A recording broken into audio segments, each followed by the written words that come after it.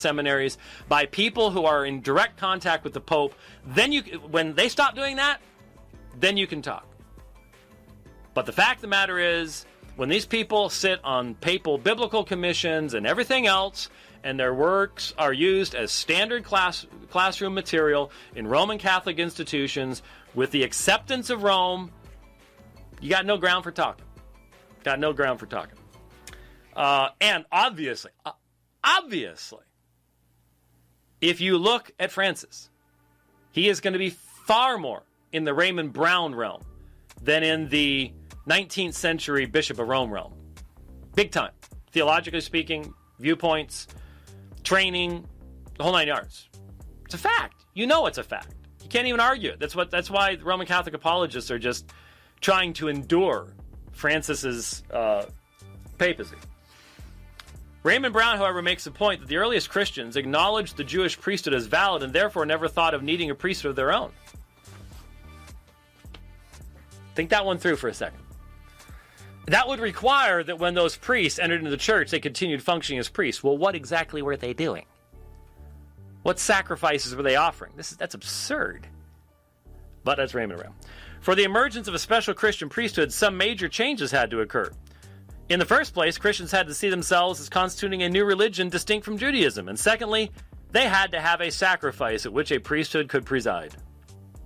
By the way, that has the nihil obstat in the imprimatur. Not that means anything anymore, but hey, what can I say? However, as we come to the end of this brief glance at ministry during the New Testament period, we find there is certainly no trace of the notion that some designated minister has the function to, quote, make Christ present, end quote. Rather, where two or more are gathered in his name, he is already present. In terms of priestly language, the priesthood of Christ is very clearly presented, especially in Hebrews, and so too is the priesthood of the Christian community, as in 1 Peter 2:9. But the scriptural evidence does seem to be lacking for any idea of a ministerial priesthood, page 61. Joseph Martos in Doors the Sacred, again, this is a 1991 publication, again used as textbook in many a Roman Catholic institution. The earliest Christian community contained a variety of ministries, but priesthood was not one of them.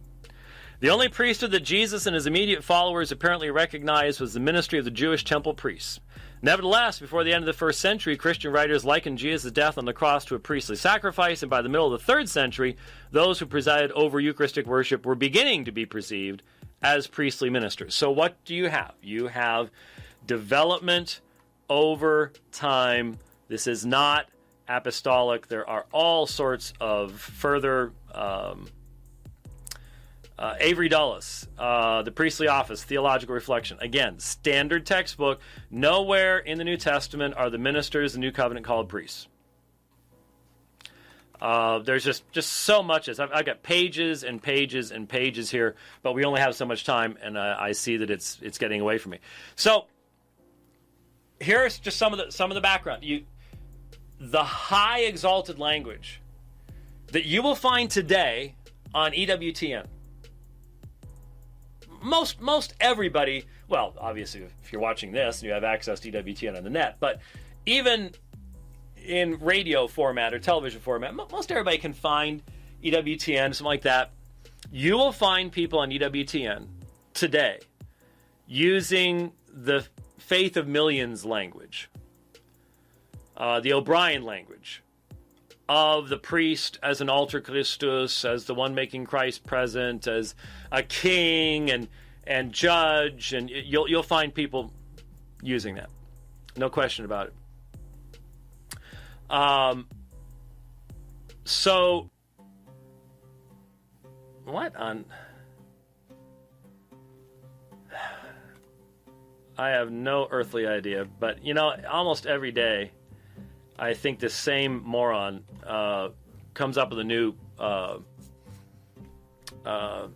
account on Twitter just to post disgusting atheist pornography on Twitter. It's just amazing. What a life, huh? Yeah, atheism really leads you to do big things. Anyway, so with that as our backdrop, let's go back to Alan Rule's article. And I just found this to be so illustrative of the fundamental failure of Roman Catholicism to be able to provide a meaningful biblical defense of its most basic and foundational claims. Because I will defend the statement, and I just minimized that window, and now someone's asking for specific citation. Just look up The Faith of Millions by O'Brien. I think it was a cardinal or something. But Faith of Millions by O'Brien, you'll get it. And then Faith of Our Fathers by James Cardinal Gibbons. The priesthood and the Mass are fundamental Roman Catholic teachings. If they are non-apostolic, then I suggest to you that even using the term apostolic of Roman Catholicism is a ridiculously naive historical misnomer. When I have debated Roman Catholic apologists, they have attempted to argue that Jesus' words at the institution of the supper are priestly, that they have a priestly function. But if the reality is that no one for hundreds of years had a belief in a priesthood, the apostles appointed no priests. They did not view themselves as priests. They did. The biblical teaching is that there is one priest, one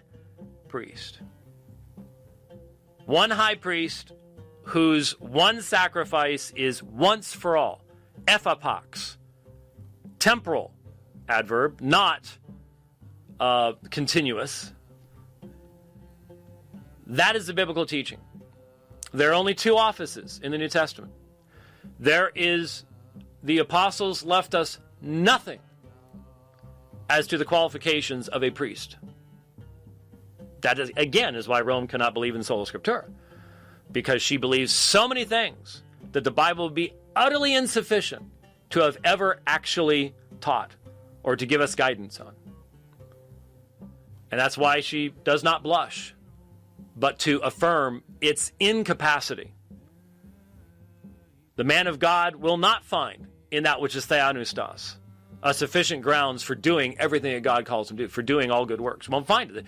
Rome does not believe that, and cannot believe that. Cannot believe that. So, this subject, then, is central, because, when Pope John Paul died, or was in the process of, right after he died,